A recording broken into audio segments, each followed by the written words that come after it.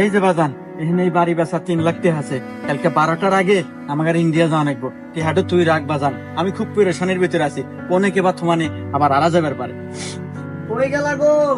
ওই দেখ, তোর মায়ের মনে হয় আবার সমস্যা হচ্ছে। তুই যা বাজার থেকে একটা গ্যাসের বড়ি নিয়ে বাপ তাড়াতাড়ি। আচ্ছা আব্বা, আসতেছি।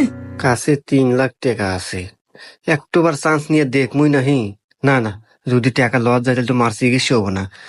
না, কি করি কি করি, না একটাবার চান্স নিয়ে দেখি, এই শেয়ার চান্স, বেশি লোভ না করে 2 গুণনের টাকা তুলে নেও। যদি 2 গুণনের টাকা তুলে নিই তাহলে 3 লাখ টাকা 6 লাখ টাকা হবো। তাইলে 3 লাখ দিয়ে মাছ চিকিৎসা করবো, আর 3 লাখ দিয়ে আবার খেলা শুরু করবো। যাই বিকাশের দোকানে যাই। আল্লাহ, আমি এখন কি করবো? আল্লাহ রে, আল্লাহ, আল্লাহ আমাকে একটু বুদ্ধি দাও। হ্যাঁ বাজান, হে বাজান, তুই কনে আসলে বাজান? হ্যাঁ, তুই জানিস না যে তোর 12টার সময় তোর মাইক হিন্দি না নিয়ে গেলে বাঁচবে না? তুই কনে আসলে বাজান?